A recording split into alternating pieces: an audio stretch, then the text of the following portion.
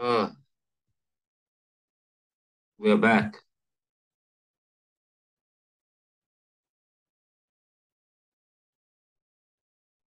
Oh, right. Copy invitation. Nice. Wow, that's great. Invite. Copy invite link. Contacts, email, Gmail.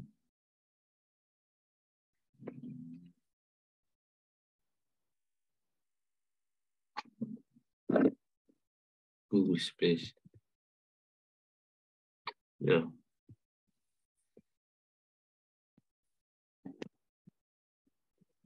We are back online. We are back online. Sir, where are the rest of students? I just got back. I didn't even send the invite yet. And I saw people come in. Oh, wait, admit all. Let me put admit all. I need to adjust it so that everybody who is Okay, sir. everybody in, admit all. Everybody, okay, admit all. I need to set that people should not have to. Once you have the link, you should be able to come in. All right, great. People are slowly signing back in. This. Let's close this video. Let me send the invite to.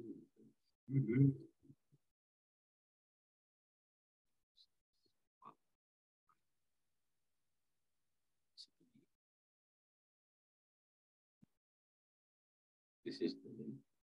Oops. Oop. There we go. Wow, Control C. But this only has 14 students. There's more than 14 students in the class.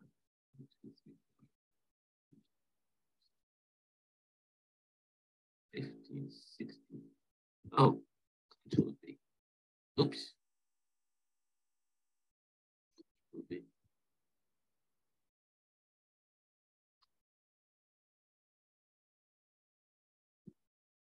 Oops.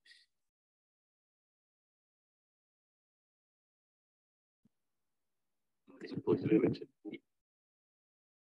Richard Beckford.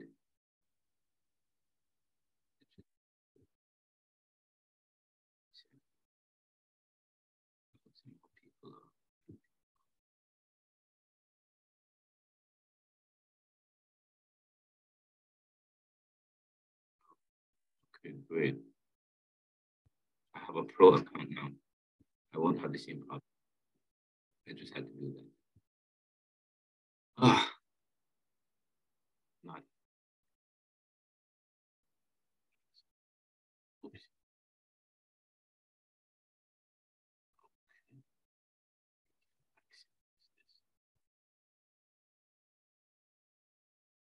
12 students are still coming up. All right, guys. If you guys know of any students who is not on, that just you can if you tell to them, that would be great. I sent an email. Again, I apologize for the technical difficulties. We won't have this problem again. I just had to I was trying to connect my Zoom that I created through my JTS email to connect it because I was told that we have to first add an activity and then link it through our Zoom. I've been doing. I spent all day trying to do that. I waste my day today was wasted doing this and back and forth with JTS online trying to get this up and running. So and I couldn't be bothered, so I created my own thing, and that was basic. So now I had to drive and get my card and change some fundings and pay for a pro account just now. Which, okay, in order for this to work, because I did not want to miss this class. The first class is usually a very important class. It's a very important class. And but anyway, we'll be able to get through as much as we can. A couple of minutes. I usually take breaks, so I guess we won't take any breaks. We'll just go straight to the class. We'll just go straight through. There's still some students who are not in as yet, As soon as the students are back, we will have them.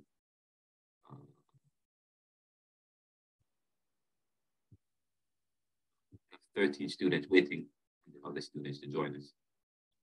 Okay, so it's 7:25. We only have an hour and a half, and that's good. So we're gonna use 30 minutes to finish the. Okay, so we're gonna spend the next as I said to you, the first class is introductions, getting to know the student. This is the 40 minutes. No, it's not the 40 minutes Zoom.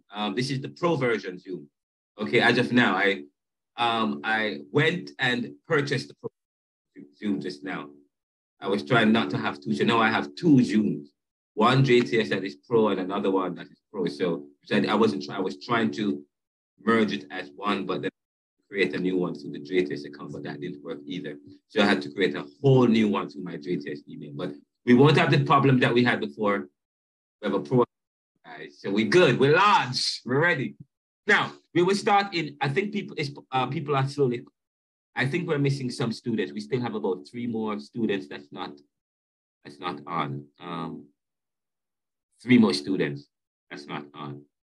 But I was making a very important, the first class, as I said to you, this particular class is getting to know the students, getting to know the resources that you have available to you. I said to you, the course outline is not set in stone. You never set a course outline in stone. You never do that. Because a course is to be facilitated towards the students' strengths and weaknesses. So I have to understand you. We have to understand each other. Understand your professor, understand the students, understand your peers. You guys are going to be working in groups, understand the people in group. And that is very important. That is very important.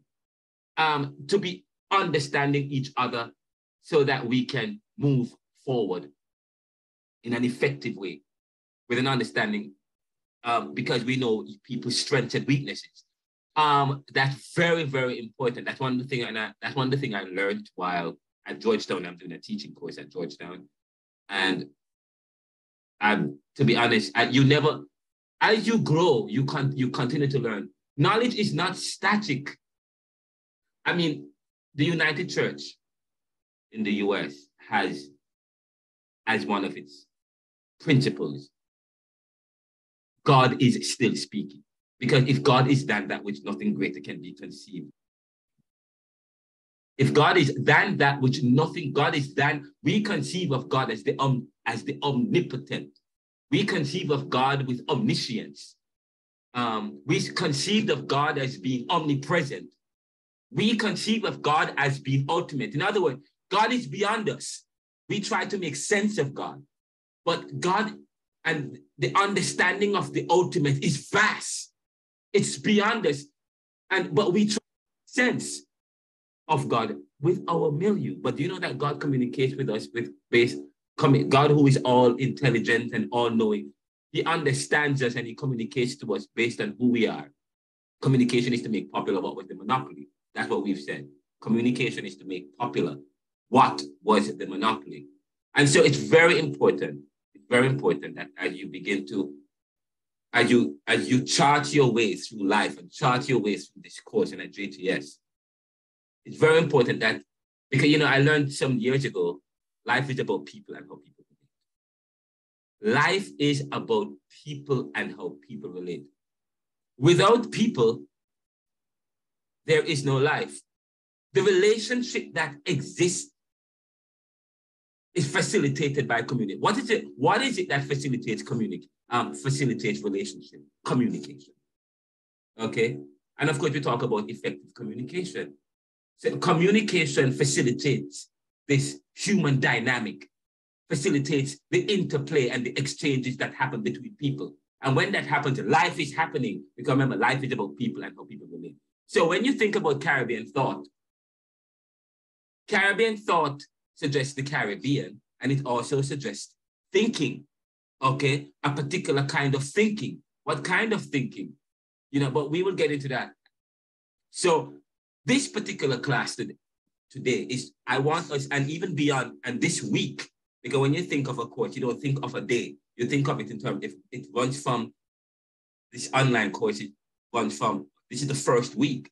So this first week is introductions, learning about the course, understanding who are the students in my, people, when people go to, usually when we go to academia, we go into a classroom, it's about just learning the paper, what's on the paper, trying to understand what's the course and on the paper. No, it's going to be, and I said to you, and I sent an email, I made about 9 or 10 changes to the course outline, because as I learn about the students and so on and so forth, and also what's going on in society. And what I believe that as students, you guys should be aware of. Say, for example, the issue of immigration is a major issue in the US, in the Americas, not in the US. And I'm going to ask you a question. If I ask you,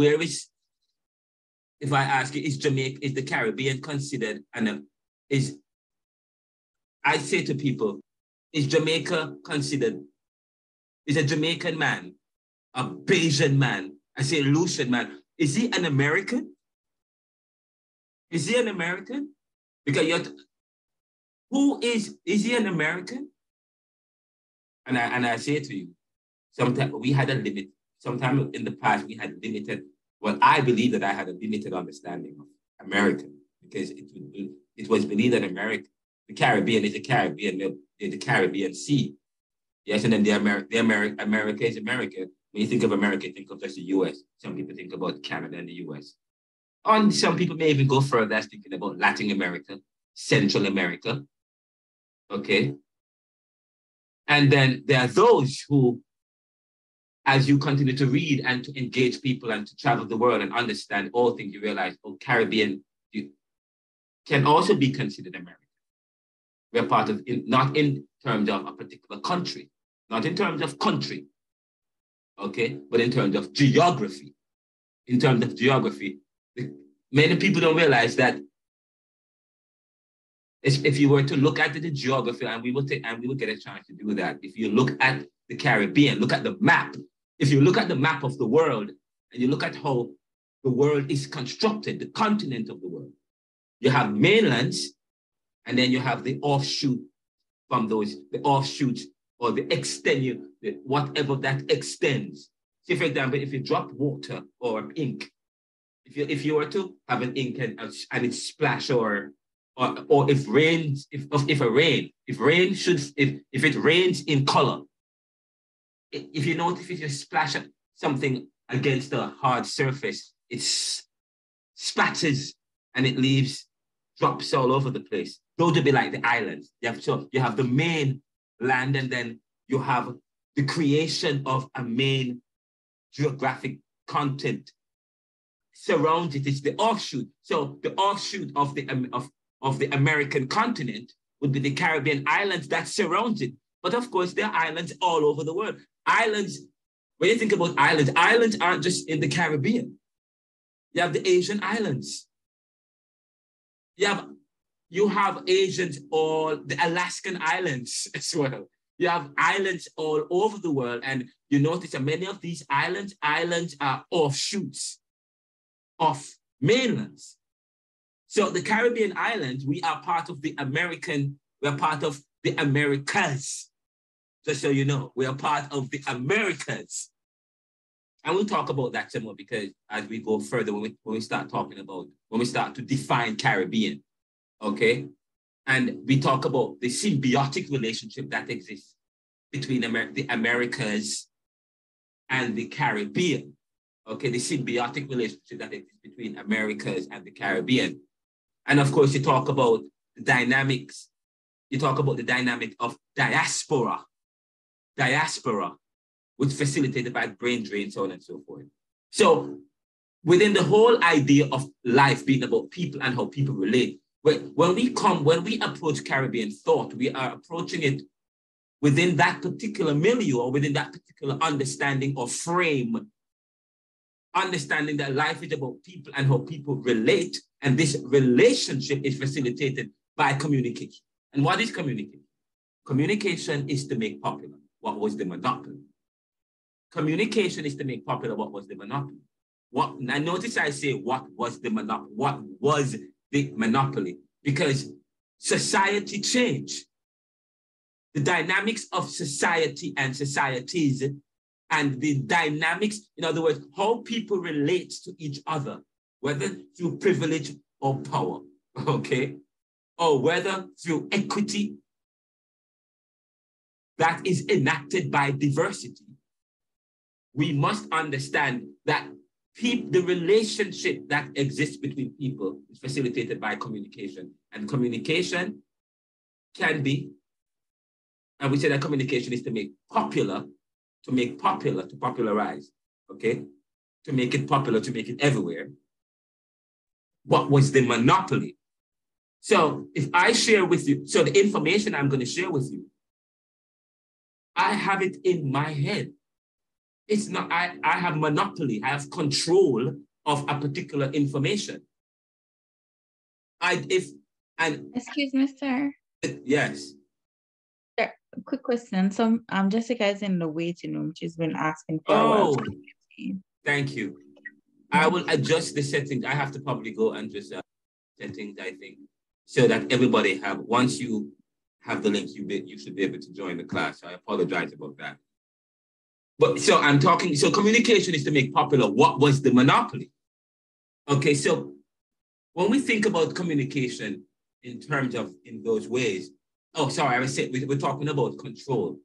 And one of the things that we're going to talk about, when you think about Caribbean, you think about control.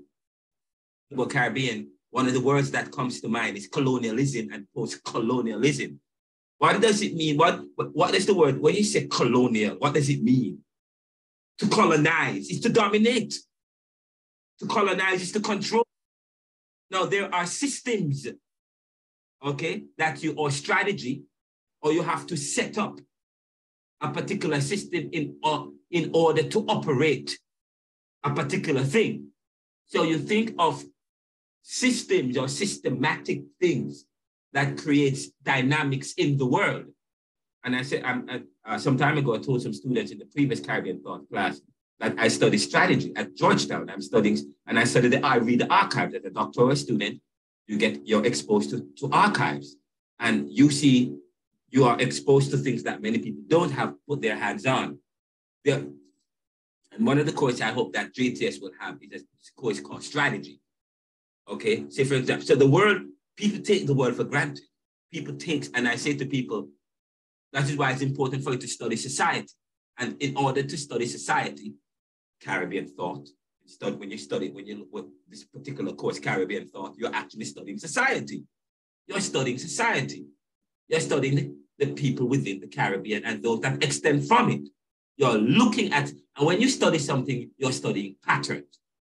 Academics like yourselves, people at the collegiate level, what separates us from other thinkers and students and scholars at this level is that we are looking at patterns systematically. Okay, we're looking at patterns, and that's one of the ways you develop your critical eye. You look at the patterns that exist and how it changes. You look at what pertains and how it doesn't pertain anymore. So it's very important that so we're studying society because we're studying people, and we're studying people. Remember, life is about people and how people relate. What facilitates this? Communication. What is communication? To make popular what was the monopoly. Now, if it was the monopoly, it suggests control. Okay, because whoever controls the narrative, say for example, you look what's going on in Russia, look what's going on in China, yes? In fact, look what happened here in the Caribbean, where slaves weren't supposed to be. And the second book that I have, I dedicated to my dad, and I'm going to read the dedication page to you, but I say he was only supposed to have a 9th grade education. My father was born in 1944 in Jamaica, died in 2011. His education went as far up to the grade 9 at first. That's all he was supposed to have, yet he was supposed to raise a family, have a career, have an education. Feed his family, not necessarily an education. And have an education up to the grade 9, where he can work in the fields probably, or he can continue to do agriculture, or maybe work in servitude, okay? Or probably do hard labor, or whatever the case, whatever the thing is. If you look at how when they brought slaves, and as I said, this is an introduction class. So we're interested. Many of the things that I'm discussing, we will delve into it from the second class all the way up to the final class systematically, and you will have lecture notes and I have lecture notes for you. I actually created lecture notes for today, but I'm moving beyond that. But I want you to understand the code. Remember, again, let's start from where we are. Life is about people and how people relate. What facilitates this relationship? In other words, life does not exist without people. But life does not exist without relationship. And remember, we say that life is what you make it. Again, life is what you make it. When you start, we're going to do something called the foundations of knowledge. And looking at Homer, yes, and looking at the Odyssey. And, I grew up in Jamaica. And I did this course, liberal study. And if I could find that book, let me see if I can find that book for you. I have a book by Homer. Can't find it. The Odyssey and the book called the Iliad. That's part of Greek mythology. The word myth does not mean fake or false. It has evolved to take on that terminology for people who want to establish privilege and position. And they want, yes, so the word myth was never myth. Myth was a very important word. Myth is actually a very important word. Myth means something serious. Myth means a kind of truth, a kind of logic. And when we later on, as we look at Caribbean thought, one of the things that we're going to be looking at is, I know you guys do ethics. And I was looking at the courses in this department. I know you guys do ethics. I know you guys do critical thinking. That's one of the courses. And I know you guys do media or communications. But this course, we will delve into critical thinking. What is critical thinking? It is thinking about thinking and thinking that challenges you. Okay? It is thinking about thinking and rethinking what was previously thought. Okay? Because when you realize that life is what you make it, that's very important. Life is what you make it, and life is about people and how they relate. And to the relationship between the North, the global North and the global South, the relationship between the Black and the brown and the white man, the relationship between peoples in society, and what that relationship looks like, or the dynamic of that relationship, what that relationship looks like, is facilitated by other conditions. Okay, so this is very important. So you have to do some critical thinking. Yes, you have to. And of course, one of the things that we do in this course is we watch a lot of film. You will watch several films, Life and Death, 12 Years of Slavery. I have never recommended 12 Years of Slavery to the class, but I was reviewing the online portal and I saw that in previous years, they did do 12 Years of Slavery. I believe that things should change. I believe that as people grow, as people evolve, what you did in 2015, you should be using the same material. Maybe you should use it to support. Excuse me, sir. Present material. Yes. Nadia has her hand up. Nadia, sorry. Yeah. Nadia. Yes, sir. It's just to ask that you let in Sean. He's in the waiting room. There we go. Sorry. I need to give somebody a privilege to be able to do that. One of the things in this class, I need probably an assistant or someone who will help to facilitate some of these things. But so where was I?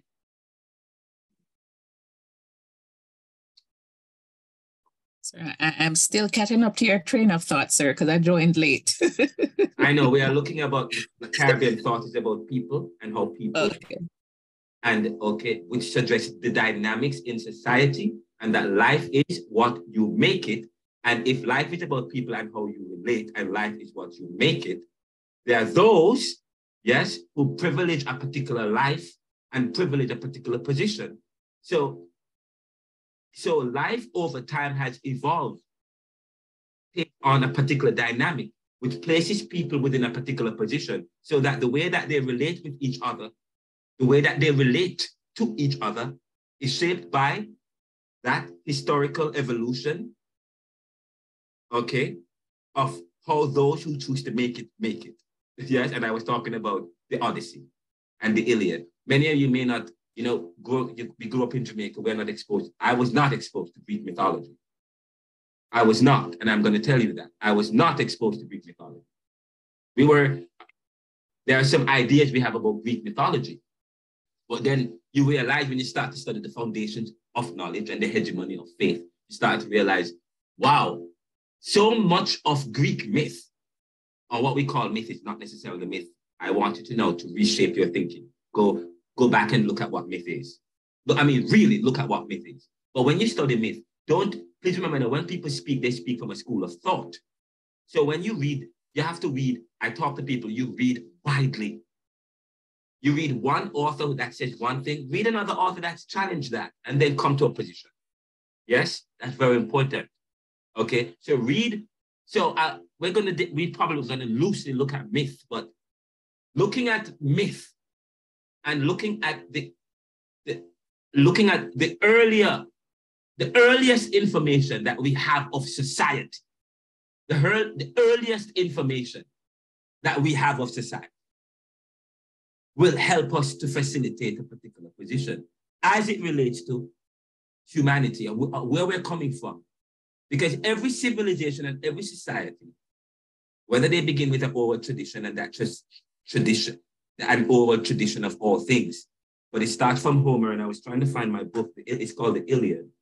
I cannot find the Iliad, the book that you don't have to read it, but I started reading the Iliad. I started reading Greek mythology as I studied the civilization. I started studying the foundations of knowledge, looking at where our knowledge of all things, where does it originate from? And if life is about people and how people relate, and people have sought privilege, then you realize that, wow, over time, people have sought to privilege certain positions so that they can realize profit, so that they can advance themselves over other people. And therefore, we talk about race being a pseudonym. Sir, are you hearing me? And race is a creation. It was created in the 1600s. Race. There was no such thing. There was no idea of black and white, and there was no concept of that. Sir? Yes. Sorry, I have to keep screaming because I don't know if you're hearing me or not. My Go ahead, yeah. Speaker goes in and out. But you were asking where the earliest knowledge comes from, and I was just going to ask if you are referring to the Bible or something else. Well, that's great. Listen, this class, you say anything. I'm happy that you interjected just now. Because when you study the foundations of knowledge from the patristic period, or before the patristic period, or before the Middle Ages, the patristic period, or Aristotle, but before that, to the early church fathers, or before Augustine and so on, and you find, even before that, you have Greek myth, and by this is not myth. You have several ideas about God and about society and about life that pertains. And all of that evolved over time. You remember when we talk about epochs and civilization, from one civilization to Greco-civilization, Egyptians and the Greco civilization, and we talk about the Persians before that, yes? We talk about these civilizations, and one civilization fall and another rise. We talk about feudalism, yes, and serfdom. Talk about capital, and all of these morph into different, all of these isms and schisms, and all of these civilizations is based on a dynamic interplay of human beings. Sir? Go ahead. Oh, I can't tell if you're hearing me or not, because the microphone isn't lighting up when I speak sometimes.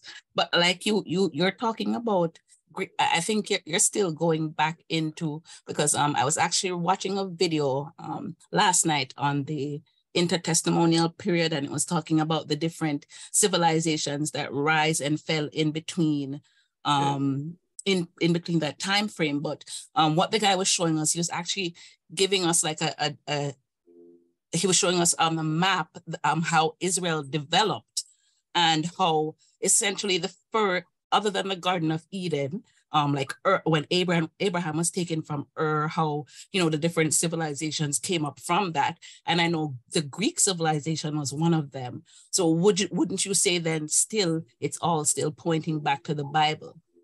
The Bible was not the first. The Bible is one of the newest books. And the Bible is not just one book. The Bible is a compilation of several different books.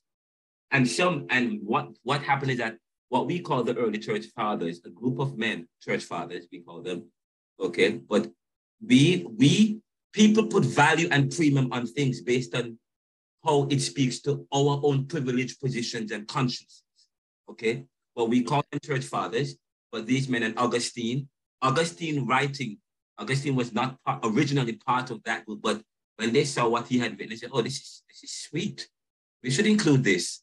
The confession, we should morph this into the scriptures. We should morph this into something deep. But the point I'm getting at, there were other writings, and we're going to talk about this later on in the class. And we won't get to everything in this class because this class is a 2200 level course. It's a 200 level course. So because it's a 200 level course, some of the concepts and some of the things I can't get into. If we have a Caribbean Thought 2 and Caribbean Thought 3, then yes, we can now unpack this course so that we talk about this thing systematically. But one of the things that I'm hoping that JTS will offer is the foundations of knowledge, a course called Foundation, because you'll get to understand that there are writings that exist way beyond the Bible. And many of you know that already. But when you study scriptures, when you study the writings, they mirror that, but the themes differ based on writing. Say, for example, are you referring to like the apocrypha, like things that weren't included in the Bible? Are you referring to like the other manuscripts?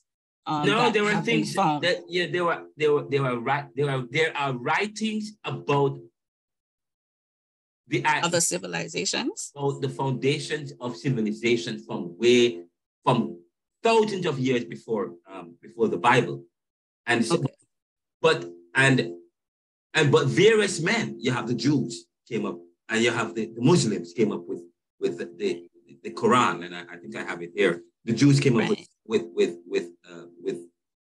their Judaism and their.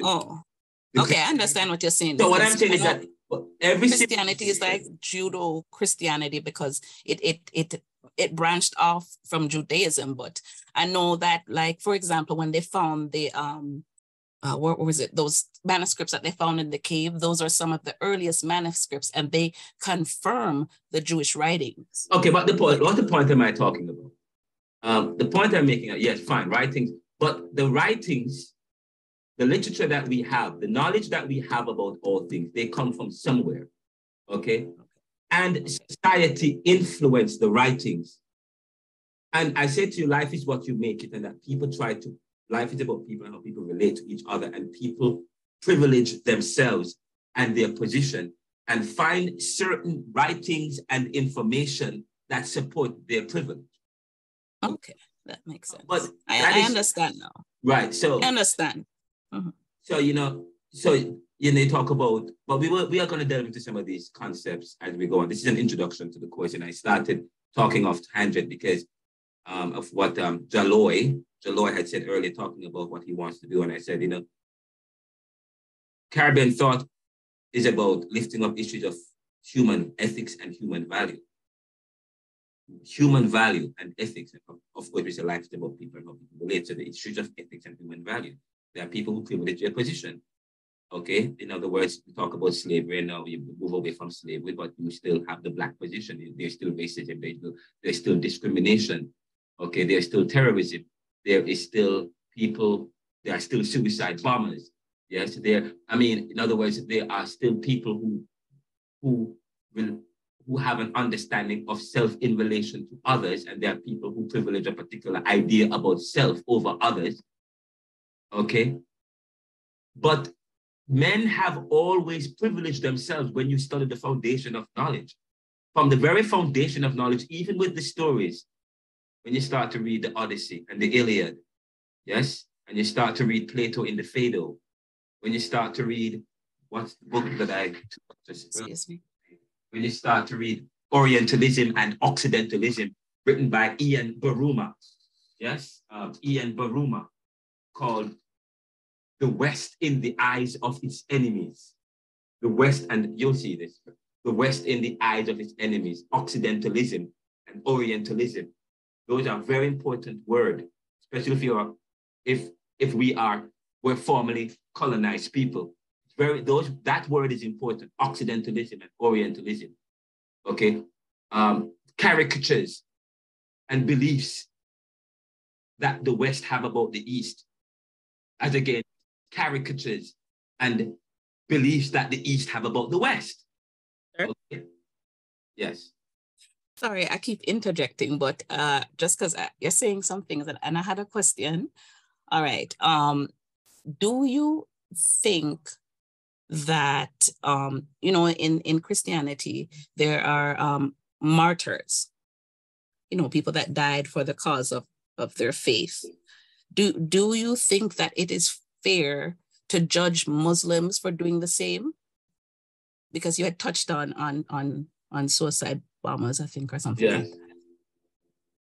Because you were talking about the different aspects and how people identify. So do you think that it is fair to judge that religion? Because essentially, isn't that the same thing that Christianity is doing? So, go ahead, I love it. If I can talk about respond to Jessica. Ms. Cohen, all right. So remember, for the Muslims, even though they do bomb themselves, but what they're doing, they're bombing other persons as well. They're not only bombing themselves alone. Now, Christians get beaten and get killed for their faith, but Muslims are literally suicide plus also murder, because they're killing other persons with them. So it's not them alone that dies when they do the suicidal bombing and all of that.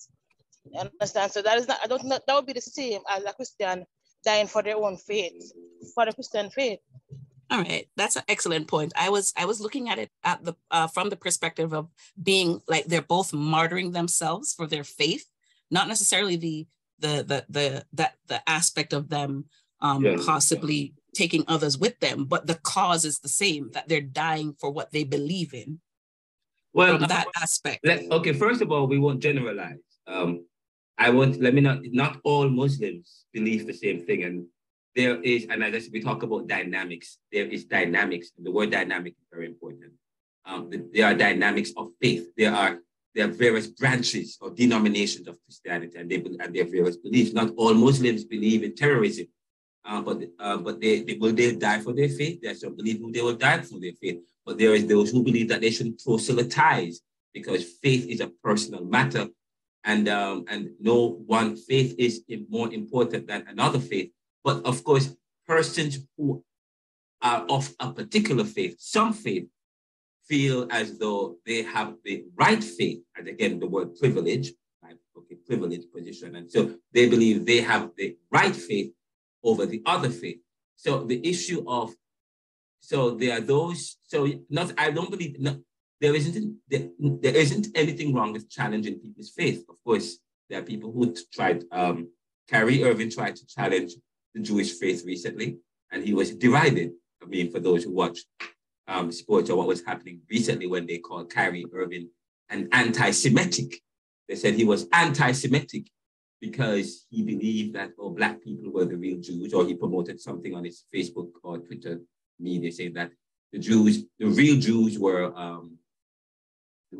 Black people, and when they penetrated Africa, they took away their culture, their tongue, and as a group of people took on the Jewish idea, the Jewish name. Okay, and so over time, just as if you study Egyptology, if you study Kemetic spirituality,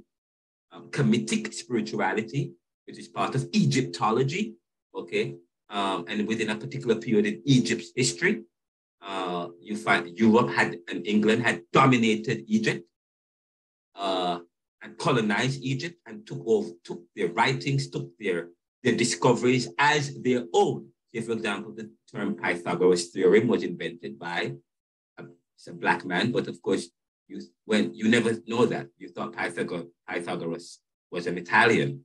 Okay, but then you learn over time that his assistant was Black and he was the one that, but so I am saying all of this, I said all of this is that there are those people who believe that the history was taken away from them. So the issue that some people, so I have written in an article saying that nothing is wrong with people challenging other people's faith. It becomes a matter of apologetics. It is a matter of theology and a matter of apologetics. But what we have is that some peoples in some societies do not believe that their ideas should be challenged, and so they come up with beautiful words such as anti-Semitic, okay, and outlaw, and so you cannot challenge those faiths. But the thing is, faiths are if we are human beings and we're striving for truth, nothing is wrong with challenging someone's faith. And just so you know, not all Muslims believe in terrorism. Not all Muslims are suicide bombers, and of course Christians die for their faith. But when you say when Christians die for their faith, how are they dying for their faith? At against how are Muslims dying for their faith? I mean, but there are people who believe strongly about their faith and will go as far as to die, but doing what? They believe that they should commit terrorism or do like what they did on January 6th when they stormed the U.S. Capitol. Is that what it means? Is that who a martyr is? Not necessarily, not necessarily dying by creating violence in the world, but dying because you believe strongly. You believe strongly about a particular thing. So that's, and you are living by the tenets of the faith. You have not created any disruptions in society, yet there are people who will kill other persons for the faith, or you die for the faith because you don't want to. There are things that you don't want to do. So you have to look at it in those ways. When you look at martyrdom, martyrdom is an interesting idea. Okay, so but nothing is wrong with promoting one's faith, but dying for the faith is another issue. But not all persons would promote acts of terrorism. There are those who are peaceful in their acts, but we're not going down. That's not necessarily the discussion right now. The discussion is looking at the idea of the importance of looking at Caribbean thought in terms of looking at how people relate, and the fact that people relate in particular ways, making popular what was the monopoly of life is what you make it. And so there are people over time who privilege a particular position. And if you study history from the first man through the development of Western civilization, from the Greco-Roman, or from looking at the Odyssey and Homer's Odyssey, if you look at that, then what you find is a situation where man try to privilege themselves. So, but you find yourself in the 21st century. From that, you find yourself in the 21st century. You come to the 21st century. And what pertains in the 21st century? What's happening in the 21st century? Okay, so those are some of the things you want to explore. But we've gone off on a tangent. And I want to wrap up the final hour, giving you guys the chance to finish giving us, introducing yourselves and what you hope to achieve from this class. And finally, also, when you, if you have an idea, you throw an egg against the wall, it doesn't break, it doesn't fall. How come? If you have an answer for me, let me know. Okay. Now, so I know where are we? Sean. I have Sean. I'm seeing Sean. I'm seeing Mary.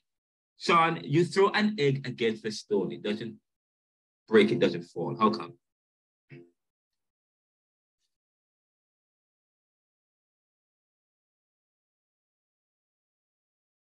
Sean, are you there? Excuse me. Sean, are you there? Mary.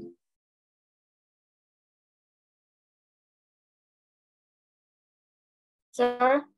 Yes, go ahead. Welcome to the class. You threw Egg against a stone. It's a wall. It doesn't break, it doesn't fall. How come?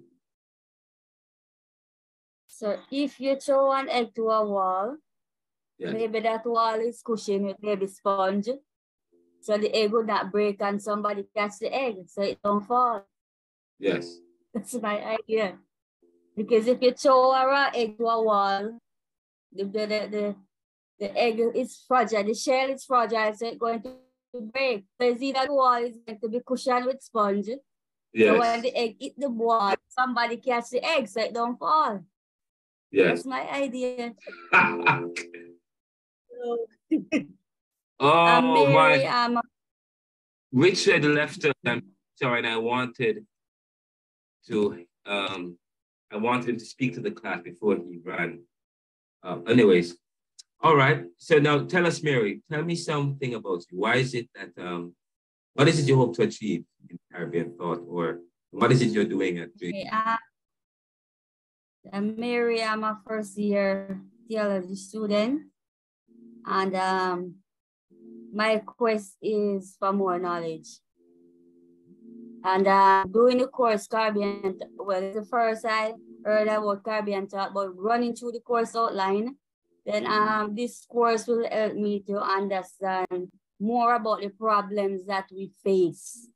Not only in the Caribbean, but other adjoining countries, and the challenges that we have and how we can deal with them. Beautiful. I have a question, Mary. What are some of the challenges that we face? What are some of the challenges? So yes. We know that the Caribbean was once enslaved by colonial, so yeah, that is one of the problems. And then we would know the impact these challenges have on us today. So, okay, so Mary, you said colonialism. You said colonialism poses problems for the Caribbean. Okay. What was the problem for the colonialism? You said colonialism poses problems for the Caribbean. Yes, because those challenges that was before still have an impact on us to even today. How so? How so? Well, I did not go much in depth in it, but from thinking, remember our foreparents were enslaved. They have their own rules and stuff that they hand down on us. Yes. So some of those still follow us today. It's still a challenge for us. And that's good. That's what I'm talking about. You just used the word. You said thinking. Thinking. And this course is a thinking course. So that's good. So those are some of the questions I will ask. You will say something and I'll ask you a question. I might ask you, what is the impact of that? What is the consequence of that? What is the consequence of that? What is the effects of that? So I made some of those questions. And so that's very important. But so much, Mary. All right, who is next? Sean. Okay, so. Well, thank you, Mary. I really appreciate that. Sean. You're right, Sir Mackenzie. Yes. I'm not sure if you're calling me. I stepped out for a little bit. Yes. You're next. You throw an egg against the wall, it doesn't break, it doesn't fall. How come? I'd have to think about that somewhere. Really? By the way, Richard Beckford has joined us, and I really did not want Richard. I wanted Richard to talk to the class. It doesn't fall, it doesn't break. It doesn't break, it doesn't fall. How is that? Sir, what's the question? You throw an egg against the wall, it doesn't break, it doesn't fall. How come? It does. Throw it against the wall, it doesn't break. It doesn't fall. And this wall is made of sponge. And then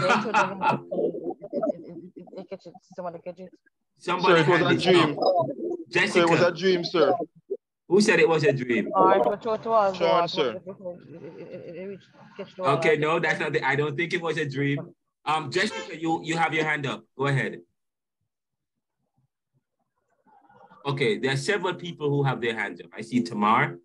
Are you hearing me, sir? I see Tamar. Don't speak yet, but the thing is, hold on, guys. Sean was on the floor and he was introducing himself. When Sean finishes, I'm going to ask Richard to quickly speak because I know he has to run. Richard is a very good friend of mine. I'm happy to have him in the class visiting. I would love for him to share quickly and give a short word. And then I'm going to pick back what's left of it. Sean, finish with what you were saying. Yes, sir. Good evening, colleagues. My name is Sean Reed. I'm third year student. I just for this class, I just want to explore and interact with the dynamics and the different perspectives that help to shape who we are in today's society. We cannot hide from, you know, a little bit of Greek, a little bit of Roman, a little bit of this, a little bit of that. Slavery, all of these things, you know, from a historical perspective to where we are now. In Jamaica, we have a motto that says, out of many, we are one people. And it's an indication of how we are shaped in today's society. So I'm just here to, you know, to interact with the various perspectives and, you know, to add to what we can do to have our own identity in some respect. Thank you. Thank you so much. You, Sean, out of many, we are one. What is your understanding of that? You said out of many, we are one. That's your Jamaican motto. What is your understanding of that? For me, it's all about our background and how diverse we are that has led us to where we are now. So we're both mentally shaped and how we interact as a people to where we are today. And it's not just shaped by quote unquote one race or anything like that. It's shaped on various dimensions. So that's how I view it. Okay. So out of many different backgrounds that we are one, you say we are one. What is the challenge of that? If I were to ask you, do you have a problem with that statement? If you were to look at it, is that really is at the end of the day, as Jamaicans, as Caribbeans, who are we really? It says out of many, we are one. So we are one people. But doesn't that pose a problem for individuality? Because if I were to ask you, what is the ultimate of all things? What is the ultimate of all things? You have to answer that, but that's going to be a question I will ask in this class. What is the ultimate of all things? And I might say to you, the ultimate of all things is that we live as one in reality with all of our individuality. Because a man once said, Kierkegaard, and Kierkegaard, K-I-E-E-R, K-E-G-A-A-R-D, Kierkegaard, said, once you label me, you negate me. One of the things that we do in Caribbean thought is also this issue of identity. Because as I have said in a recent writing that I did, I talk about, what was it called? The Congo and the black position. Oh, neoliberal globalization, the Congos, and hybrid identity. So I do a podcast. By the way, I'm going to tell you guys a lot of the discussions that we have. I have a podcast. We did some of the discussions that are taken upon the podcast. In fact, the next podcast that will be published, which will be tonight, you will hear me having a deep discussion with Professor Emeritus Dr. Martin Oppenheimer about neo-capitalism, neoliberalism, Pharisaicalism, and the bureaucratic phenomenon. That's a part of Caribbean thought in the global north. Okay, I have a sit down with him, and it's going to be part of the second book, which will be out soon. But I talk about those things. Very important. Okay, so I say to you, Sean, out of many, we are one. and I say to you, what is the ultimate of all things? And I hope you're making notes, guys. And this class, I think we are recording. What is the ultimate of all things? The ultimate of all things is that we become one with reality in all of our individuality. But if the ultimate of all things that we become one with reality in all of our individuality, now, what does that mean to the Jamaican motto, out of many we are one? Is there a, say for example, and let me tell you why I brought this up. We had a big debate in New Jersey. We had a big family thing some time ago, Thanksgiving. And I had a major, it was so intense. We had a major debate in Jersey Shore with my family and a group of intellectuals. We were arguing about, was it Spice? Spice had done something. She was going to perform somewhere. And I actually responded in an article about this too. You know, I write a lot. Part of the, by the way, the first thing we should have done when we come to the class was to ask you guys, is there anything going on in the newspapers? That's what the first thing we could, moving forward, the next class we have, the first order of business is that we're going to go into, I'm going to ask each of you to lift up something that you have read in the newspapers, the Jamaica Observer, the Jamaica Gleaner, or some Caribbean journal. I'm going to ask you something like that, okay? To share a comment, to comment on a major news or a major issue that's happening in the Caribbean. So each of you will have at least every class 5 minutes to lift up something that's happening in society and to comment on it, okay? And you may also want to comment on it in relation to an ideology or to a school of thought, principle. Yes, you might want to do that, okay? But Spice said something, said she was going to perform somewhere and there was a problem. And she said, if I want to perform,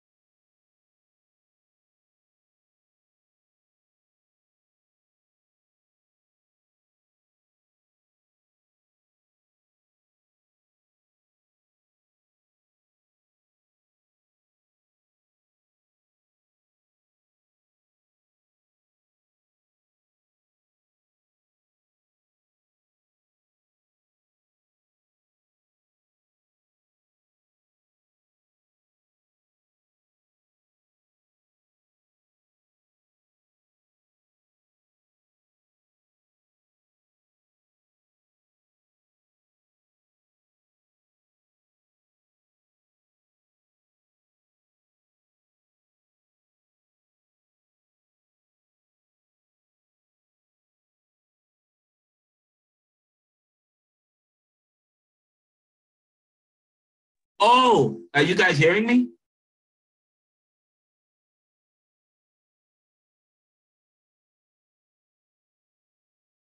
Hello?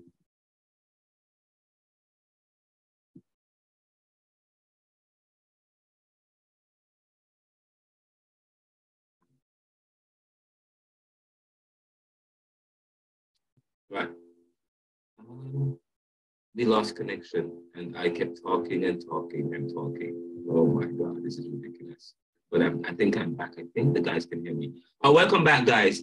So anyways, I asked you some questions about what is the ultimate of all things? If Jamaica, say for example, Philadelphia, let me tell you about Philadelphia. They said that Philadelphia is the city of brotherly love and sisterly affection. But lately they said that we haven't been seeing the love and the affection. We haven't been seeing the love. Where is the love? Yeah, we are Philadelphia. And in Philadelphia, it says, oh, it's a city of brotherly love and sisterly affection. Where is the brotherly love and the sisterly affection? Out of many, we are one. You know, and they said, are we truly one? But what does this oneness mean? Does it mean that, does it mean that there is no individual anymore? What does that speak to? What does it say about the individual? What does it speak about assimilation? What does it speak about what Kierkegaard was saying? Once you label me, you negate me. Those are some of the questions I'm telling you. Those are some of the questions you want to ask yourself, and you come to a conclusion. You ask yourself those questions. Why am I thinking like this? Did my mom and dad put me up to this? But those are some of the questions you want to challenge yourself. Okay. All right. But Sean, so I want to thank you, Sean, for that. And it was quite interesting. I really appreciate that. Thank you so much. Now, it's 8:21. Let me take a break and ask Richard to invite Richard Beckford, Professor Richard Beckford, Reverend Richard Beckford, a very good friend of mine.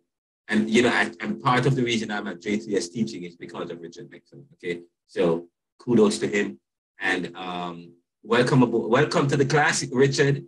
And I hope you can visit us as regularly as well. Welcome to the class. And is there anything that you would like to share with the class and with all of us?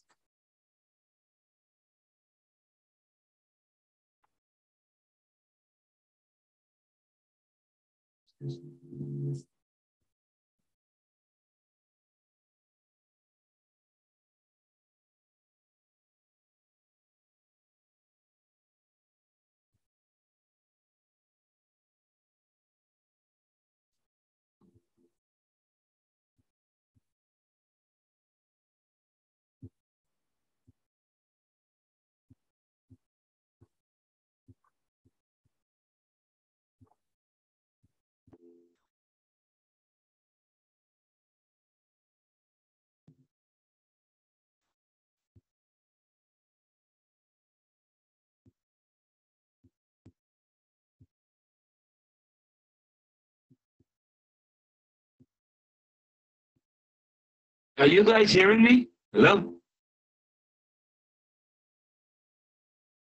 Something is wrong. I don't think the students are hearing me.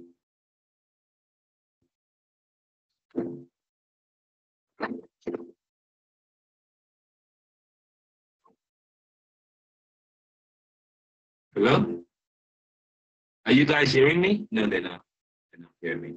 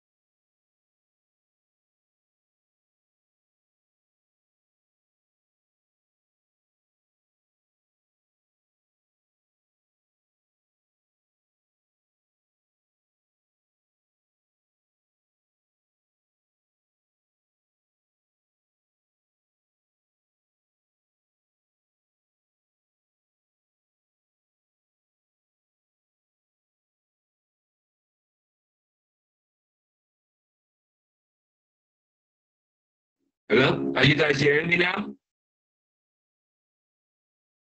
Something is wrong.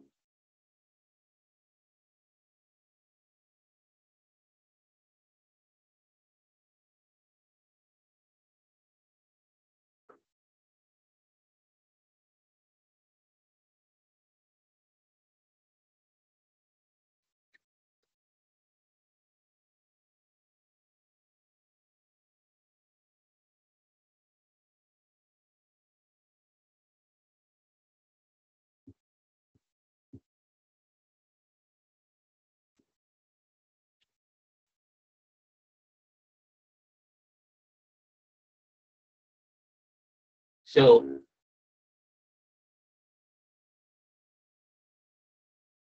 So, ourselves so that we can get fully acquainted with each other. Well, not we, because I'm not a part of the course. I'm just dropping into what's going on, but so that you can get acquainted with each other. I think he's coming back in. Reverend Mackenzie, are you back? Yes, yes, I was talking. Everything was working. I saw everybody and I was talking. But apparently you guys weren't hearing me, and I actually saw you guys and everything. Yeah. Hearing me. Yeah, no, we weren't. Well, I hand back over to you, sir. No, but go ahead. Welcome. I don't know if you guys heard what I said earlier, because actually I spoke for about 8 minutes, and then I realized nobody was responding to me. I was still logged in, but for some reason it created I think it's an IP address issue. I'm not sure what happened, but I saw all of you. My thing was working, but for some reason you were somewhere else. But welcome back, guys. I spoke for 10 minutes just now, 10 minutes or 8 minutes, trust me. And then I realized nobody was listening to me. And for some reason they had created a shadow image of the Zoom link, which maybe because we are in different places, I'm not sure what happened.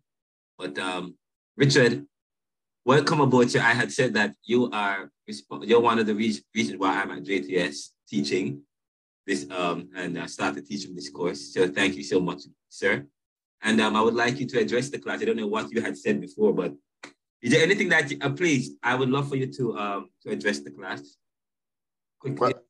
Well, I wasn't saying much, but I kind of figured you were talking, and I kind of figured that was happening. Yes, so I apologize about this, guys. But I have I think because I have a lot of application running in the background. So got you. But any charge to the class? Well, just to say good evening to the students. I think you have a facilitator for this course that has a wealth of knowledge, and it's not knowledge that is only located in one discipline.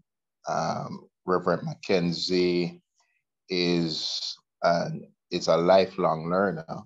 And since I met him at JTS, a batchmate of mine, we at that time recognized that he's one that gives serious attention to scholarship. So I know that you all have a lecturer who I would say for the next 15 weeks, suck him dry. What I mean is get all that you can from him in terms of his thoughts, particularly as it relates to the course under review. He's a strong advocate for the Caribbean people, those who are located within the region and the diaspora. Is a strong advocate for us to be vocal on the global scale. And as he said earlier, being global in a local space. He's very strong on that, yes. Looking at things from a post-colonial perspective. And I think that will help us quite a bit, and the various disciplines. We have several students who are here from the social work discipline, the guidance and counseling discipline, and yes, I like that. Yeah, and the students will be engaging people within a society that is rapidly changing and is rapidly influenced by the North Atlantic. And so it is critical that we understand the context that we're in. And I know Rev is going to take you down the road to explore what Caribbean is. And one of my challenges with us as Jamaicans is that we're quite insular. And when we speak of Caribbean, we speak only of Jamaica. And those who are in Kingston only speak of Jamaica only in terms of Kingston. Yes. But the Caribbean is a huge geographical space, and as you said earlier, is a diaspora. Yes. There's a diaspora outside of the geographical region that continues to think Caribbean. Yes, yes. And I think we should allow ourselves to expand the boundaries of our thought processes. Whatever field you're in, whether you're a social worker, whether you're a theologian or a biblical scholar, a counselor, you and I have to expand our thought processes on beyond the boundaries that we have set for ourselves, because as the world is right now, those boundaries have been shattered. And so Jamaica is influenced not merely by a Jamaican culture, but a Jamaican influence by a culture outside of the walls of our country. So, you know, I'm excited about this course. I won't be here every Friday. I'm excited about the journey, and I'm excited about the facilitator you have. You guys have to keep tabs on Reverend Mackenzie, because he has so much that he has to share. So I am telling you, man. Yes. And he'll engage you. But great gentleman to have. And you ask for a charge. That's my charge, really, just to engage you, engage the boundaries beyond our Jamaican context. My field of expertise is that of biblical theology, and you know, reading the scriptures in a Caribbean context at this point in time has to be done not in a way that was done 30 years ago. You know, it has to be done in a way now where the knowledge you're gaining within your particular field is able to intersect with the knowledge that a culture or cultures had gotten within the scriptures close to 2,000, 3,000 years ago.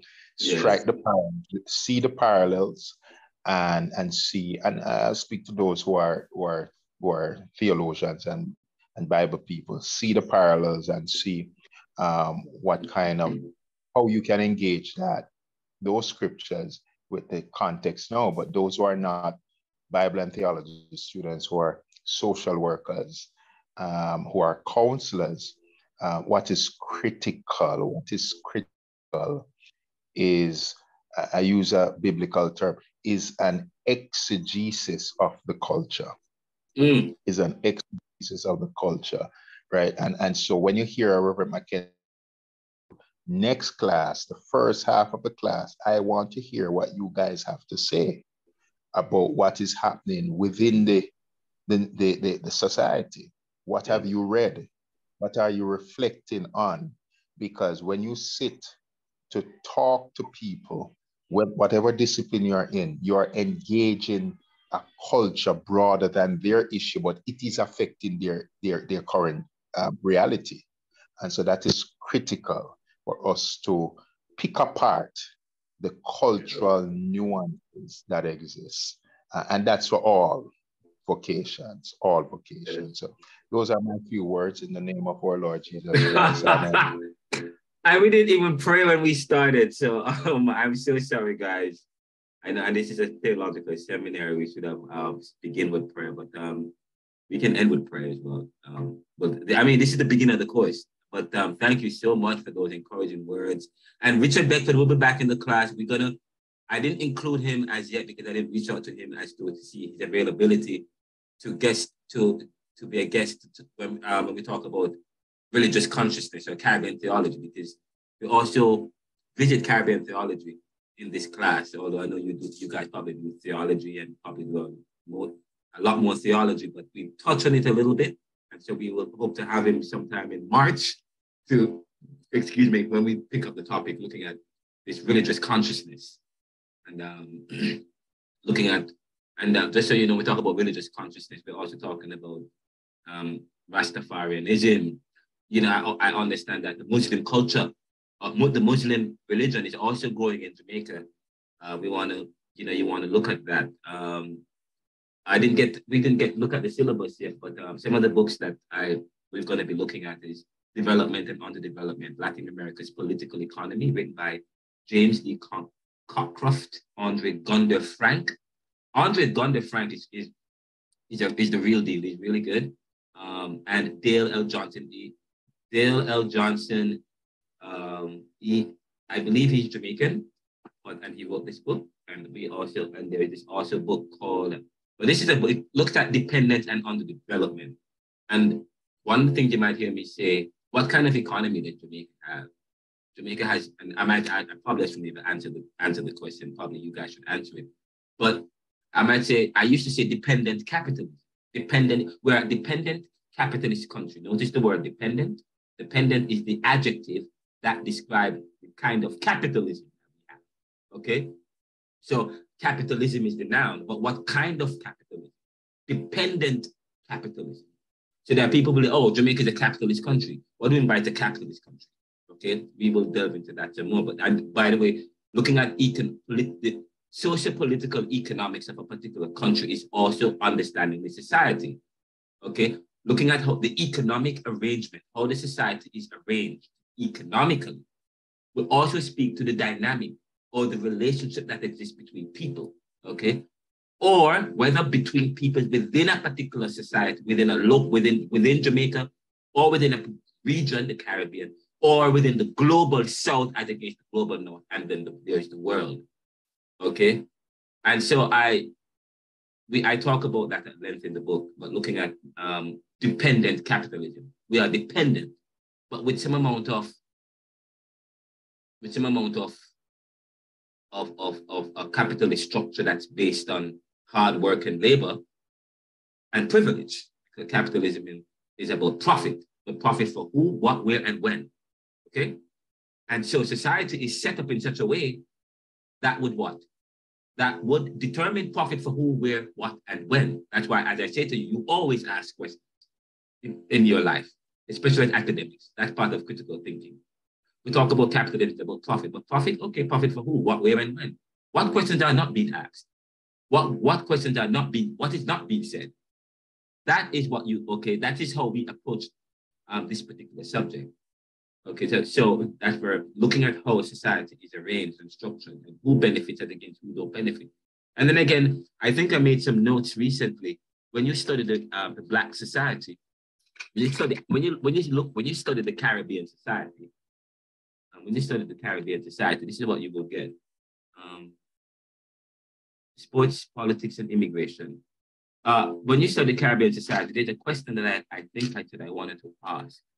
I think I have it right. I wrote a note earlier. Please let me have it. Please let me have that note. It's a very important note that I assertions. What assertions do I have about Caribbean? What assertions are assumptions? Okay. And assertions are usually based on anecdotal evidence. It's anecdotal because it's not studied fully. Okay. It's an inference that one academic inference, but it's not, it's an assertion because it has not been studied and gone through the process and rigors. So it's an assertion means it's an anecdotal evidence from inference, from by just looking at patterns and shapes and so on. So what are the assertions about Caribbean? And I say the Caribbean continue to provide a view of the Black position in the world. Again, the Caribbean continue to provide a view of the Black position in the world. And if I were to ask you, what comes to mind when you think of the Caribbean? I said a place of dependency, probably. Beauty, divorced from the people. Now, you guys have to read my latest article in the Gleaner, and you guys have to read my latest article in LinkedIn, the Neoliberal Commentary, because I speak to this, and also the podcast, the Neoliberal podcast, and I also speak about this issue about immigration. And I actually, there is a, but I wasn't going to talk about it until we deal with immigration, but I do a quiz about many people when they travel, The only way people, when travel happens, look at when travel happens, you have to look at it. When travel happens from the global south, and by global south, I mean formerly called third world or developing, and now we're called global. It's politically correct to say global south. So when travel happens from the global south, when people from the global south emigrate and go to the global north, post-industrial country, former colonial mass, when that happens, we look at let's turn it around. When travel happens from the global north to the global south, what do they say? How it is characterized? Oh, that's tourism is taking place. Yes? But when travel happens from the global south to the global north, what do they say is happening? It's determined as, it's usually viewed in one way. Not as tourists, it's viewed as people seeking refugee. People seeking asylum, or they're seen as refugee, or they're escaping some reality. They're escaping some reality. And usually the reality is not necessarily economic when it is mentioned in the public. It's usually the country from which these people come from, the global south, is usually demonized by the very same people, because that is what society has determined, that in order for people from the global south to come to the global north, then they have to come seeking, the only way they can get entrance is through applying for some asylum, like what's going on in El Paso, Texas, and what happened at the border today. But this is very important, looking at it when you look at it, trying to position and understand Caribbean. Look at how travel takes place. Okay, it's easier for somebody from an Anglo-Saxon country, a white Anglo-Saxon country, to travel. It's just recently that they now are requiring visas. But before that, if you look at travel between a post-industrial country or between the global north, if you're Anglo-Saxon, it's different. It's the determination, the adjectives and the adverbs. Language is important, and we're going to talk about that. Language is important, communication is important. Again, remember, life is about people and how people relate. It's facilitated by communication, okay? And that communication is to make popular what was the monopoly, okay? Communication is set up in a certain way to continue a particular privilege or to continue a particular dynamic in the world, which facilitates the Black position, okay? And I said to you just now, if you study the Caribbean and its peoples, Black and brown peoples in the world today, they continue to provide a view of the Black position in the world, a place of dependency, a place of Black. And if you were to study other Black and brown peoples in the global north, in a post-industrial country like the US, and a lot of and I live in Philadelphia, and there are a lot of sections that's dominated by Jamaica. There's some section that's Jamaica, find about Caribbean people, okay? And they live in certain pockets and certain areas, okay? So the problem of Caribbean, so whatever problem that they go through, we're affected by that too, because the Caribbean, there is a connection between the post-industrial countries, especially that of the US and the UK. And okay, so this is very important. So I say to you, the Caribbean, when you study the Caribbean closely, you understand the Black position. I was making a story. I came to the US and I said, what am I going to study? Oh, I'm going to study liberal studies. I did a master of liberal arts. And I did it, and I studied neoliberalism or globalization because I said, I wanted to understand.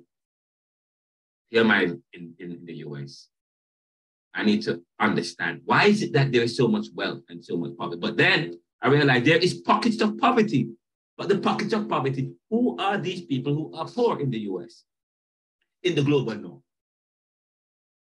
And why do they not, how is it that they look so much like the people in the Caribbean? They look like the people in the Caribbean. The socioeconomic issues that you find Black and brown peoples experience in a post-industrial country. And then you look in the Caribbean and you say, wow, wait. You look at Harlem with culture.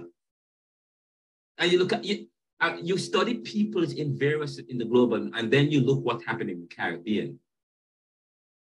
And you find a similarity in terms of their language, their tongue, their experiences that they go through. So it speaks to the Black position, the Black and brown position in the world. And then you study history, but not just history, the foundation. And then one of the class, if you go to my website, www.neoliberal.com, I say to you about Haiti. We're gonna, by the way, we have 3 guests that will be speaking that will be coming to our class. Professor Emeritus, Dr. Martin Oppenheimer. He is the chairman of my dissertation, and he's also contributing. He's also writing this second book with me, Neoliberal Globalization. He's a distinguished professor. UPenn, written several books and so on and so forth. He will be speaking with us. You can type him up, but he's really distinguished gentleman. There's also the president, the executive director for the International Justice on Haiti, which is part of the United Nations. It's a United Nations international organization that's run by Brian Cannon. He's going to join us. We start talking about the Cuban and the Haitian Revolution and Haiti and so on and so forth. And then we have John Anthony Castro. John Anthony Castro is running for president. His brother ran for president. He's a contributor to the podcast, the Neoliberal podcast, and he is an advisor to the Neoliberal Corporation. We give God thanks for that. But I wring his hand. I got him to come, and because we're going to be talking about American penetration in the Caribbean and what that means. And we're going to talk about American politics and all of that in one of the classes, and he's going to come and present. And you will get to ask these people questions. You're going to be able to, you can ask them, they're going to probably speak for probably maybe 20 minutes, and then you can ask them any question you want to ask them. Okay? So, and of course, you're going to have Reverend Richard Beckford, who will be coming to the class, and the Reverend Hewitt Holmes. Reverend Hewitt Holmes will be, so both of those persons. So we have 5 guests that will be joining us. Reverend Richard Beckford, Reverend Hewitt Holmes, and of course 3 from the US, Brian, Marty, and one other, who was the other, Brian Marty and John Castro. John Castro is a big deal. John Castro is a multi-millionaire, and I got him to, and you know, the good thing about John Castro is that he's a first-generation American. His parents are from Mexico, and now he's a multi-millionaire running an international organization, and he is a supporter of the Neoliberal Corporation, guys. And we got him to speak to the class. Pick their brain, okay? Pick their brain, challenge them, engage them, and I told them that you guys, so they are gonna, so you can look forward to that. There's another thing that I wanted to look forward to. Let me see if I could bring this up real quickly. And this,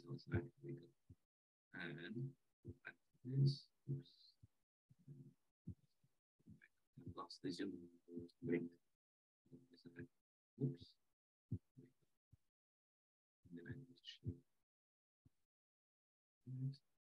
Let's go.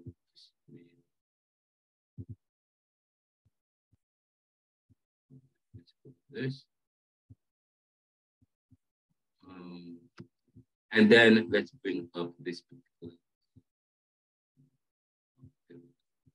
Caribbean. There we go. Now we are you guys seeing the course outline? Yes, sir. Yes, sir. Yes, Great. sir. So this is the course outline, and it says 3 hours, 42 contact hours is 42 hours, whatever. Friday, 6 p.m. to 9 p.m. Notice the motto that I may know God, that I might make God known for people in the class who may be offended by the word him. So I'm going to use an inclusive word to know that I may know God and that I might make God known for persons who might be offended by using the dominant masculine term. But for those of us who are not offended by that, we can use him. Now, this course focuses on and explores the diverse currents of Caribbean thought, which have influenced the development of Caribbean societies, from colonialism to independence and beyond. It traces the history of resistance and examines the quest for equality and the challenge of defining Caribbean identity within this post-colonial and neoliberal globalized world. Neo means new, liberal means free. So in its very raw, rudimentary definition, neoliberal is really talking about a free world, a liberalized world. But liberal means has always meant free, but neoliberal is new free. It's a new way of imposing a particular system in the world. So, right, moving away from post-colonialism. So the word post means you're moving away from colonialism. Now you're into a different world. It's a new kind of world. So the world is no longer built on control anymore. So, it's post-colonial. We are moving away from control and dominance in that and in that sense. So now a global world with free market, no borders. Of course, we say it's a facade, but let's move in right along. The quest for equality and the challenge of defining Caribbean identity within this post-colonial and neoliberal globalized world, not just within the geographic sense, but also in terms of a diasporic sense.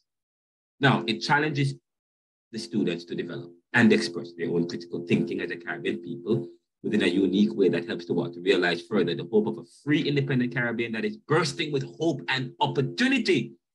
By the way, Nakino wrote an article in the Gleaner, and I asked, that's one of the things that you guys can do. If you write an article, a letter to the Gleaner, and it's published, that's great. I'm going to promote it. I'm going to talk about it. That's something that you guys can do. You get points for that. Okay. So we had a discussion in the last class. Is there any hope for the Caribbean? When you start to study this course, you're going to be uncomfortable. I'm like, oh my God, it's all negative, nothing positive. Okay. But this course is particularly set up in a way to make you uncomfortable.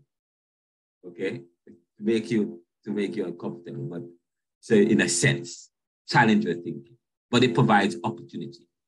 The course understands that it requires that students begin to critique and explore their own thinking in deeply esoteric and critical ways that deconstructs history and philosophy. Notice I would use the word that deconstruct. One of the reasons why I start to write, I write a lot and I blog and I do a lot of writing, and I'm finished with the second book, but it's going to be published by a mainline publisher, a hybrid publisher, because it's going to by a hybrid publisher. We're going to delay it. The second book will be delayed, and several other people will contribute on the second book. So that is delayed, but the course it requires students to begin to critique and explore their own thinking in deeply esoteric ways that deconstruct history and philosophy. I was making the point that you will, at the end, you will create your own Caribbean thought, leading to a Caribbean academic journal of young academics and future scholars. Let me read it again. I give God thanks for David Pearson. Every day, let me tell you, man, that guy, can I use the word I love him? He is amazing. He has single-handedly facilitated my writing ability. He came to the class, or ethics class one day, and said, guys, if you write a letter to the Gleaner, get it published, I'm going to give you an extra grade, 5% or something like that. And I'm like, whoa, anything for extra grade. And I write. I was writing like crazy. But, he said something. He talked about how our history is written for us. There are many things that I'm learning that I didn't know, that like maple syrup or there's some syrup that was produced by some mix, what they call that, the maple syrup that we have in the maple mix. For years, we thought it was another group of people that created it, but then later on we learn in history who is responsible for it. People deliberately hide history. People are deliberately made to be dumb so that those who think that they have certain privileges can continue to maintain their privileges. That is why, I'm writing, my third book is entitled Position, Power, Privilege, and Status, looking at the foundations of human society. The assertion is that looking at privilege and power strategies poses problems for human progress. Again, power, and it's because we believe that power, this is the understanding. Society is, you get up in the morning, you see a tree outside. Well, some trees are not man-made, so let's use something. You get up and you see the sea. Is that made by something? Like by someone? Okay. That's one thing. But then you go and look at the car, you look at things that created, who gives it purpose, and so on and so forth. But the point I'm trying to make here is that people, we have to write our history, or the history will be written for you. And it will be taken over as somebody else's idea. And so that is why it got me writing. And I invite you to start thinking about your own. This particular course will help you to think a lot and helps you to deconstruct history. So I said, I am encouraged. I said at the end, you will create your own Caribbean thought, leading to a Caribbean academic journal of young academics and future scholars. This is what we're hoping. This is what I'm hoping to do with this. Every time we have a class like this, your final research papers, you're going to be groups of probably 2 or 3, depending on how large the class is. I will know by next week. And I'm going to send you all emails and so on. So you will, and by the way, just continue to go on the platform, the JTS intranet and so on, because I'm going to be posting up a lot of assignments and stuff. I'm going to be putting you guys in groups of 3. And the essay, the final essay is actually going to be, it's going to be group work. The essay is going to be group work. So you guys will, we will have to write 20 to 25 pages.